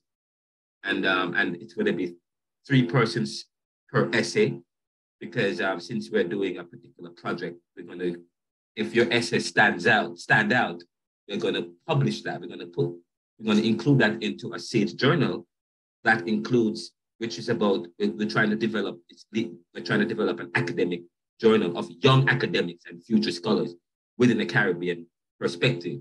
So if your essay stands out, so that's what we're hoping for. Some people have their hands raised. I'm going to wrap up real quickly. Give me 2 minutes. The course, by the way, I said the course will make you estranged from self, but it's geared towards getting you out of your bubble and to consider issues that will make you uncomfortable. The West, I move on from that. That means moving from the local and turning to the global, like we are global citizens. And also we have to think about competitiveness. The course surveys the history and philosophy of the Caribbean and ways in which Caribbean has emerged as a society. Notice earlier I used the word hybridity. Hybridity, write that word down, it's very important. Okay, because I have written that we have a hybrid identity. When we speak about hybrid, what is hybridity? Hybridity in its raw, simplistic, in the most simple ways, is mixture. Hybridity or hybrid culture, mixed culture. By the way, if you go onto the platform, earlier, the first week of this course is that talked about before the Europeans came, looking at the natives, the Taino people, the Arawak. You guys can read that on your own. And you guys should have an understanding as to that. And if you go to Hellshire Beach or Hellshire, way up to the top of Hellshire and make a left, don't make a right, make a left, there's Arawak caves. You guys can visit that. And I lived in Hellshire, so I am very familiar with the area. And there's a lot of caves in that area. And they still have some of the markings. Okay, so when you talk about the Caribbean, you have to also think about this issue of hybrid identity. First of all, who was here before the Europeans and before the Black people and before African American, the Africans came here? There was a whole culture and a whole life. Okay, but that particular culture is divorced from the people that currently live there now, that currently live in the Caribbean. The people who live in the Caribbean, that's why they talk about the new world. It's a new people because the other set of people have committed, were wiped out. Yes, they were wiped out. But then you talk about, okay, what is the relationship between the people who were there and the people who are there now? Is there any relationship? Okay, how did the natives who lived in and what the Caribbean was before it is now? What is the relationship with the past and the present? Because people talk about We talk about the diaspora, the Caribbean diaspora, but what about the African diaspora? Because the Caribbean in and of itself could be considered the diaspora in and of itself. The people from, and so you could speak of that, but then Caribbean is big. It's that you have the Latin, you have Latin Caribbean, you have French Caribbean, you have English Caribbean, and so you have an interplay of dynamism. And what happened? A lot of the elites, they stayed in Barbados. What happened in Jamaica after independence and slavery ended is that it was kind of different in Jamaica. You didn't have a lot of the in Barbados. A lot of mulattoes live in Barbados. In Jamaica, it was different. But that's what you look at Caribbean society, and you are studying and reflecting, and you're looking at how is it that we came to be, and what's the relationship that we have with the past. And the past, and we're talking about a Caribbean past. What was the past before the 1600s or before the 1400s? What happened before the 1400s in the Caribbean? And the people who currently live there, who have this hybrid identity and this hybrid culture, yes? And then how are these people today? What's happening with these people today? So this is important. And that's why I talk about neoliberal globalization. The Congos and the Black position, because as you know, the Congos was a colony of Belgium and France. Again, it was a colony of Belgium and France. And then you can study what's happening because in the Congos. But almost all of Africa was dominated. Why was Africa dominated? To the point, many of these people were transplanted to the Caribbean. Okay, so those are some of the questions you may want to ask yourself to quickly wrap up here. The course surveys the history and philosophy of the Caribbean, in which the Caribbean has emerged as a society in the shadow of colonialism and emergence of neoliberal globalism. This way. Notice this is a very important point, real quickly. I know you guys, but you have to go. The course surveys the history and philosophy of the Caribbean and the ways in which the Caribbean has emerged as a society in the shadow of colonialism and the emergence of neoliberal globalization. Because when these societies became independent, as they speed towards nationalism or a sovereign countries and nation, what are they met with? Globalization. So you wonder, wait, these countries only got independence so that globalization can happen, so that these countries can now penetrate them again in a different way. Globalization and the way we think about economics was changing at the time. Yes? So I'm like, wait, so these countries get independence in the 1960s, and as soon as they get independence, what's happening? Globalization is happening. And they are behind. But yet still they're signing up for an international trade arrangement to be part of the global market. But guess what? They can't compete with people who are already ahead. But yet still they're signing agreements to be part of this global neoliberalized world, as if they started at the same point with these post-industrial countries. We'll talk about that some more. It examines the central ideological currents of 20th century political thought in the region and covers topics as nationalism, Pan-Africanism, socialism, Marxism, feminism, democratic socialism, neoconservatism, neoliberalism, globalization, deconstructivism, critical race theory. Critical race theory is important.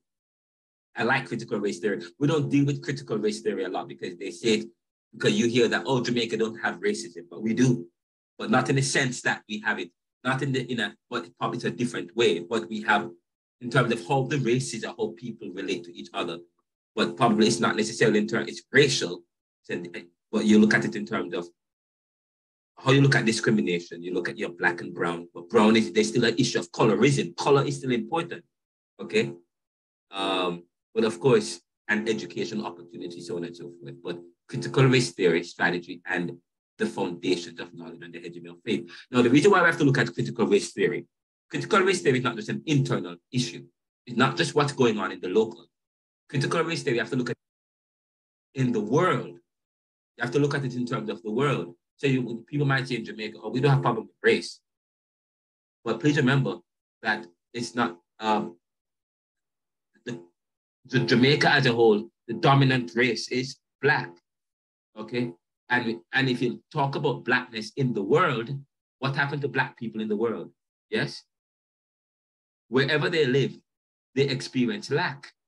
Remember, so I said the assertions, Caribbean continue to provide a view. So the assertions are crime and violence, yes?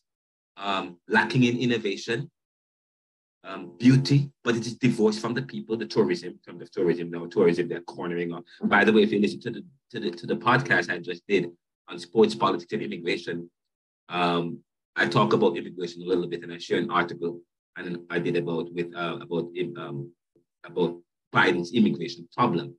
Okay, so those are some of the things that you have to contend with and consider. So when you say, "Oh, we don't deal with race," race is not an issue, but the country as a whole, wherever you have a preponderance of a particular color, then the dynamic or the position of the dynamic in the world that places that particular color at a particular place in position will happen. Say, for example, you look, wherever you find Black people or brown people, there is always what? Dependency, beauty divorced from the people, servanthood, or social security and welfare, lacking in innovation or educational outcomes are poor, crime and violence or relative deprivation. But I wrote at the bottom, little but Talawa. The little but Talawa. There's something, the indomitability of the Black and brown man. By the way, there is something, and I'm wrapping up here. There is I wrote in the epilogue of my book, and if you go to LinkedIn, I also did an article, and an article I submitted to Georgetown. I talk about reimagining and reinventing the Black man and the Black woman, where people like Dana Berry Black, and I'm going to talk about some of these Black scholars, and people like who wrote Harlem World, the guy who wrote, John Jackson, who wrote Harlem World, and Dana Berry Black, and this other, looking at the transatlantic and looking at how people, if you look at scholars, Black scholars today, the way in which Black scholars are writing about the Black experience it's different from how they used to write about it. That is why I'm moving away from just having you just look at 12 years of experience, because when you read 12 years of experience, all you're gonna think about, you're gonna feel very bad. It's just, but they're rewriting Black history, Black scholars here in the US and all over the world. Instead of, they're moving away from a victim approach to a hero approach. I'm gonna say that again. Moving away from race to reimagine and reinventing the Black man and Black woman. Yes? Moving away from the victim. So when you opine, when you imagine the history of the Black man and the Black woman or the Caribbean, it leaves you feeling victimized. It leaves you feeling depressed. I'm like, wow. But I'm saying to you, and I say to you, but people are now changing that. Black scholars, you have more Black scholars. People are writing now. That's why I said we need more writers. That is why I'm doing this pilot project. That's why I'm telling you guys to write and submit letters to. We need more writers, and not just write. We need more published writers, serious writers to write about these deep things and stuff. Okay, and the more you write, the better you become. I'm telling you that. The more you write, even if you subject-verb agreements sometimes don't match, we might make a few errors. That's fine. You keep at it because, okay, it's a work in progress. You keep improving, and everything is not perfect. It may not be perfect. That is why sometimes I have to be careful about marking hard with these things, because you develop, and I'm against intellectualism. I eschew intellectualism. And Gramsci, if you read the book, The Prison Notebooks, you talk about this intellectualism. Intellectualism was developed, okay, so to keep a certain people within a particular milieu, and keep some people out. Connectionism, okay, this whole issue of connectionism and creating groups and cliques in society at the expense of the other. Good. So we're back. I know I hear some of these. What? 9:12. Oh my God. Let me hurry up. I need to add this part. I talk about conservatism, some of the topics when we're looking at foundations of knowledge and the hegemony of faith. I imagine hegemony of faith. What is that about? Of course, there's hegemony in faith, as in anything. In fact, sometimes it is faith that supports hegemony, discrimination, and so on and so forth. Faith that supports that. Okay, and I talked about some time ago the franchisement of the faith. That doesn't mean that the faith, nothing sets up that people should not embrace faith, but there are people who corrupt it. The issue of corruption, economic inequality, and poverty. We're going to talk with that. You can read the thinkers. I'm just going to skip one book that we will delve into. We come next week. Is this, and it's in the course outline. This book. You don't have to buy the book. I'm going to tell you I read a lot, and I'm doing several studies, several projects I'm working on. This is how you will read. When you get a book to read at the academic level, you have a lot of reading to do. The first thing you do is you read the title. You don't guys, you don't have to read an entire book. I'm telling you that. That's one of the things. The first class I did was at University of Pennsylvania. Was a reading class, how to read at the collegiate level. How to read 100 books in 1 week at the collegiate level. That's the first. Okay, the first thing you do is read the front of the book, title. Then after that, you say, okay, get a sense, because sometimes the title tells you about it. If you read my book is entitled Neoliberalism, Globalization, Income Inequality, Poverty, and Resistance. And even how the book is designed speak to globalization. If you look, I don't have a copy of my book, but the globalization, in my book, you have the American flag and the Jamaican flag. On top of the Jamaican flag is a post-industrial country. And it's eating away at the Caribbean, in a sense. And you look at this book, it's called The Wretched of the Earth. And according to Frantz Fanon, he says, today, the post-colonial man is a political creature in every sense. I can't remember. Let me see if I can remember. It's somewhere here. I can read it from. But we're going to take this is part one of the questions. The colonized man, the colonized, underdeveloped man is today a political creature in the most global sense of the term. Again, underdeveloped man is today a political creature in the most global sense of the term. That's a powerful sentence. What does he mean by that? The colonized, developed man is today a political creature. Political creature means that he is created political by a political system, yes, in the global sense of the term, looking at the global self-global. We'll talk about that some more, but so that's this book, and also Homi Bhabha. If you do Caribbean thought and the courses like this, have to know people. You have to know thinkers. Homi Bhabha is one of the thinkers you have to know. Homi Bhabha she writes the location of culture. You have to know about Frantz Fanon. He is the father of post-colonialism. Okay, talking about colonialism and post-colonialism from the Caribbean. He's Algerian. Algeria was colonized by France, and this guy was really good, man. You're gonna get this book, and it's on the syllabus. I tell you, the front of the book is important, and then all you need, and then you go to the. And by the way, I was telling you this book, The Wretched of the Earth. Who is the wretched of the earth? I tell you, book says it all. And the entire book is about this. So I'm telling you, you don't have to do too much reading sometimes. You just need to read the most important. The front of the book, the content, from start, read the content, study the table of content, guys. Study the table of the foreword. Sometimes people just get a book and start from the introduction. Guys, learn about the author. How does he think?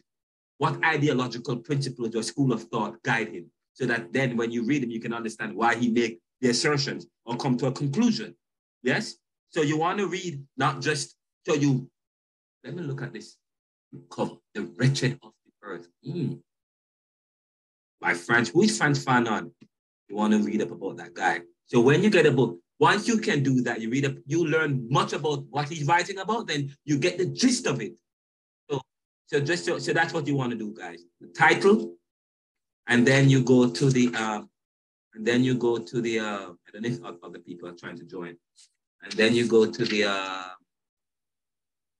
the content page, and after the content, the foreword, or about the author or whatever, the foreword. Foreword is very important. Some books have preface. You read the preface. The preface is usually the opening or the abstract will be in the preface. Abstract will be in the preface. That's okay, just so you know. Or the hypothesis, the fleshing out of the hypothesis will be in the preface. And then you read the introduction, and that's it. And then the conclusion. And then the first line of every chapter and the second line.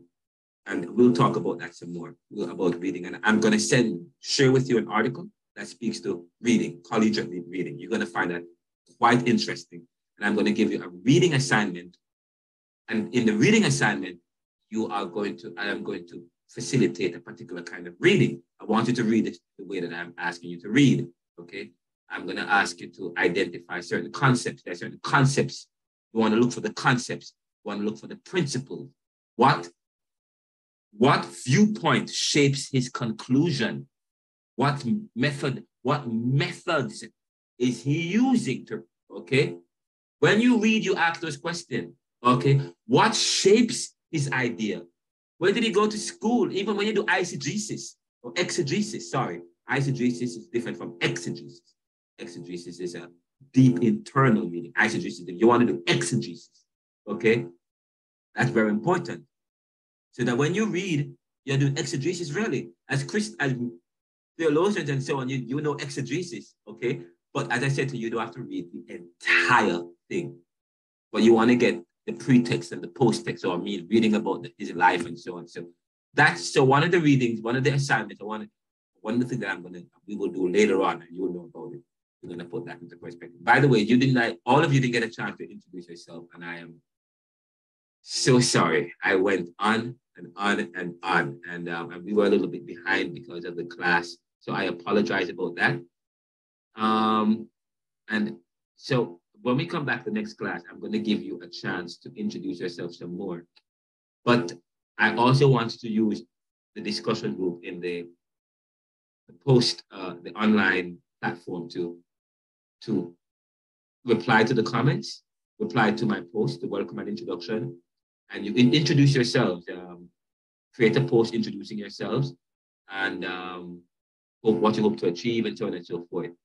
And that's very important. We want to have a dynamic and interesting conversation with the group, so what we don't get to accomplish here. I want to say that the goals and learning outcomes for this course, I guess we can finish looking at that. You have an understanding of the outline of Caribbean history from slavery to colonial period. You understand the impact of that history, understand it and appreciate the influence of key historical and current figures, so on and so forth. We will get back to that. But finally, I said, you will submit a final essay paper that is well-researched and part of current thinking among young academics towards developing a Caribbean thought journal. You will be able to use digital technology to transmit your thinking. I want to teach you how to do podcasting, and I'm going to give you a free link. So the thing is that I know it's not a communication class, but I want you guys to be able to, not only are we thinking it, but I believe that as Caribbean people, we have to get access to digital technology. We have to be able to leverage technology. I want us to be competitive. I want to teach you everything that, so I get to a point where we can not just think, but we can facilitate, create opportunities to have debates, platforms where we can share our thinking and our ideas, and learn how to use technology to broadcast our ideas and our conversations and so on and so forth. So one of the class, we're going to delve into digital technology, how to leverage technology, social media. I do a lot of that, digital technology. That's what I do. I'm a digital creator in addition to the other stuff I do. Okay. So that's one of the class we're going to do that. We're going to do introduction to podcasting, and you're going to learn how an introduction to that. Just briefly, one class is enough, and you will learn that, and you will find it quite interesting. It's going to be powerful. So podcasting, digital technology, and one other thing, and blogging, podcasting, and digital technology. And I will share with you some tools where you can begin.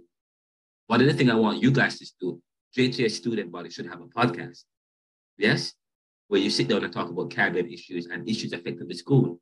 The beauty about podcasting is that the podcast I started in July of 2021 is a top ranked podcast. It's heard in 25 different countries, and it's in the top 5 in the world. And I use it as a platform to promote my work and so on. It has done great. It's doing very well. It's amazing. It transforms you, especially when you start to do your own thing. And we will talk about that some more. But this class, I want to leave you with skills when you leave this class. Okay, not just thinkers, but how to create your thinking and promote it.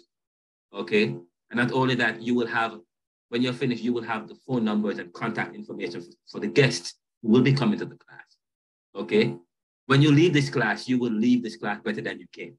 When you leave this class, you will leave, and that I thought about, you will get skills to do the critical thinking, to tell your story, because I said student learning outcomes. The student on completion of the course will be able to develop their critical thinking and tell their own story. Not just tell it, but utilizing the language of the media or media of the 21st century, okay? Which is communicate digital technology. Somebody said to me, you know what, we're not as competitive in some of our countries. I mean, once you have a phone, you can do a lot. Once you have a tablet phone, it's powerful. But some people, but what do we? So we want to tap into that. We're gonna leave you with skills so that when because you can, people don't understand. There's things that you can do. But and I will talk some more about that. But you will leave this class with the ability to at least be able to start your own podcast. You're gonna leave this class, at least submitted several letters today. And I will, by the way, I will publish some of your work on the Neoliberal post. Okay, to share your work. So start developing your writing and stuff. Next week, you will know what, for next week, I haven't given you a homework. I haven't given homework for next week as yet. Because what I want you guys to do is continue to familiarize yourself with the reading. The reading for this week, I'm going to send it to you. And then your job is to write about what you have read. Okay, just interact with it, and I'm not going to tell you how to write. Just write. Give me a 1 or 2 page. I just want to see how you write, how you think. That's it. Okay, how you write and how you think about any issue that's happening on the newspapers or a general issue that speaks to Caribbean. You have that freedom, that latitude. Write whatever you want to write about. I just want to see how you write. Because as I said, the first week is introduction, introducing you to the topic, to the outcomes, and so on and so forth, and explore where you can get resources. As I said to you, if you go to my, I will send you a copy of the audio book, Neoliberalism. I'll also send you copies of other papers and stuff. But for this week, get delve into the outline. Okay. Also visit my podcast, the Neoliberal. I have over 150 episodes. Look at some of the, I think the first couple of episodes in the season, I read I read the entire preface, introduction of the book, so you can go online but that's one of the things we have to discuss, how you get access to neoliberalism. But now I don't know if it's in Jamaica, but I think it's at Sangster's bookstore. But a lot of the readings, I have copies of the reading. You can access it by just clicking on the link and it takes you straight there. Others, you may have a problem with that. All right, finally, there's attendance. There are 13 classes that will cover the course material. Your participation is important. This is what I'm going to tell you. You get 50%. People don't usually give 15% for attendance. 15% is a lot, okay? Because attending this course, the class is important, because the last 2 classes that I've had, there are people who have very bad attendance, even for online class, which I just don't understand. So I am attaching the 15% to this class. Please, so you have to participate in the class, come to the